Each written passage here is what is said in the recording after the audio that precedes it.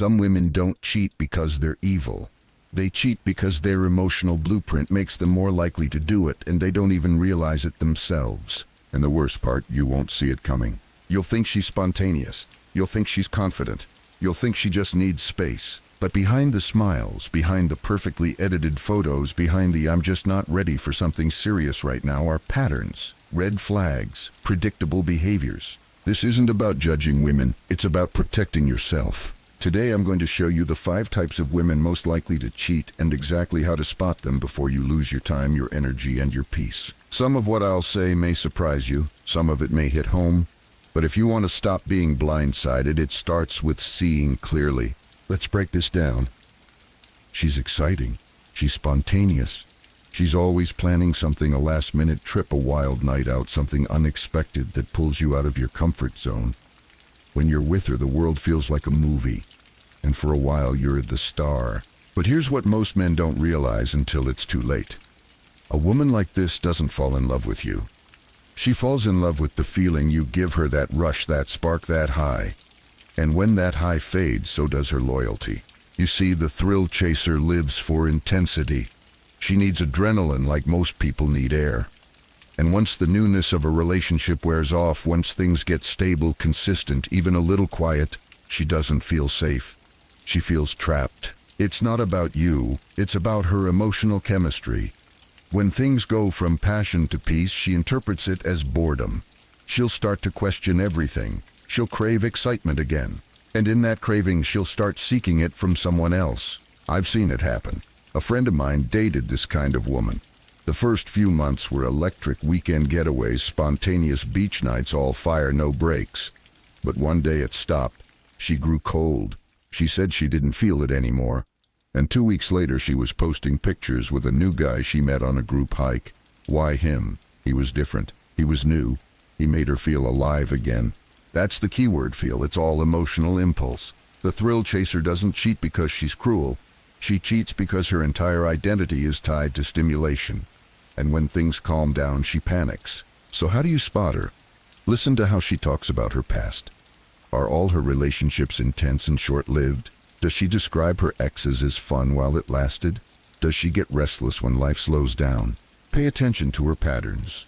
Does she jump from one hobby to another, one phase to the next, always needing something new? Does she lose interest in deep conversations but light up over chaos, drama, or unpredictability? Because when the spark fades, she won't stay to rebuild it. She'll chase it somewhere else, even if that means breaking your heart to feel something again. You thought she was your partner. She was really just passing through. And for the thrill chaser, that's all love ever is, a temporary high. She walks into a room and every head turns. Not because she's the most beautiful woman in the world, but because she knows how to pull attention.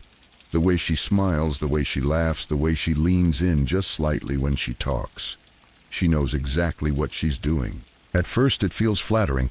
You feel chosen. Out of everyone she could have picked, she picked you. You think, wow, she's outgoing, confident, charismatic. But eventually, the charm doesn't feel like it's just for you anymore.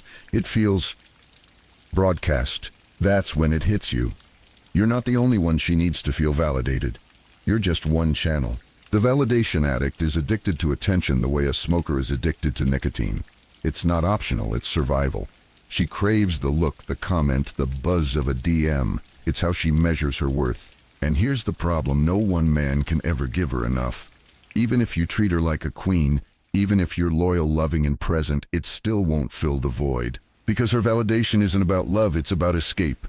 Escape from self-doubt, from silence, from insecurity. I knew a guy who dated a woman like this. She was sweet, generous, and always made him feel special. But when they'd go out, she'd light up in front of other men. Playful eye contact, flirty banter. And when he brought it up, she said, "You're being insecure. I'm just friendly." But she wasn't just being friendly. She was keeping the tank full. And when the relationship hit a rough patch, she didn't work through it. She leaned into a new source of attention, a coworker. It started with texts, then lunches, then you know the rest. This is how cheating starts for the validation addict. Not in bed, but in the inbox.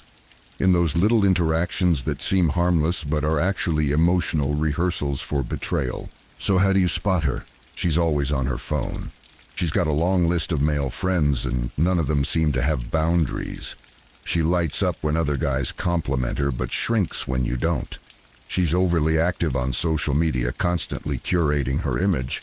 And when you talk about exclusivity or boundaries, she calls you controlling. The truth is, she needs constant reassurance that she matters. And if you're not giving it fast enough, someone else will. Because for her, cheating isn't always a plan. Sometimes it's just the next notification. She doesn't need you. She made that clear from day one. She's got her own apartment, her own career, her own schedule. She pays her bills, books her own trips, and makes her own decisions. And at first you admire that. She seems grounded, ambitious, independent. She's not clingy. She respects your space. You think finally a woman who has her own life. But as time goes on, you start to feel like a guest in her world, not a partner, not a priority, just an optional extra. The truth is, there's a difference between being independent and being emotionally unavailable. And the untouchable woman, she wears her independence like armor. She keeps everything close to the chest. You never really meet her friends. She's vague about her past. When you ask about the future, she says things like, "Let's just see where it goes," or "I'm not into labels." That's not confidence. That's distance. And distance creates loopholes. Because if you never officially define the relationship, then she never really has to be loyal either. I've seen this happen. A guy I know dated a woman for nearly a year. No fights, no drama, but also no intimacy, no depth. He never met her family, never saw her on weekends. And when she cheated, she didn't even call it cheating. She said we were never serious anyway.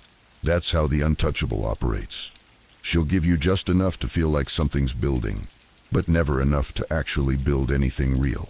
It's not about being evil. It's about being in control. She's been hurt. She's been let down. So she builds walls instead of bridges.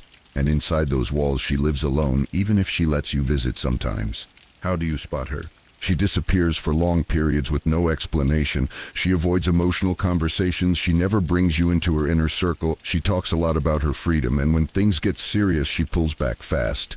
And if she cheats, don't expect an apology, because in her mind, you were never fully together to begin with. She's not looking for connection.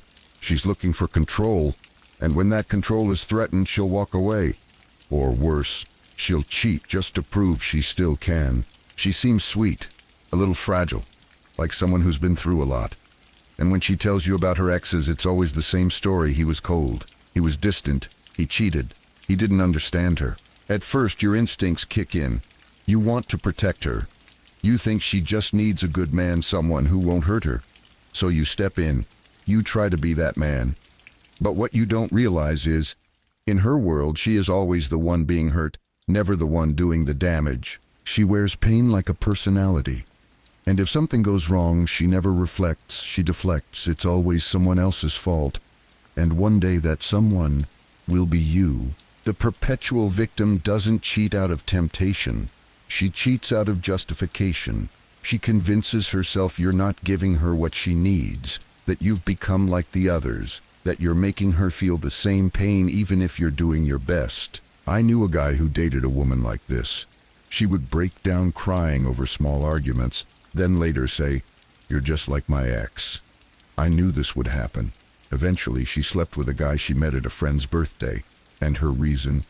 "You weren't emotionally there for me." No accountability, no guilt, just a story she built to avoid responsibility.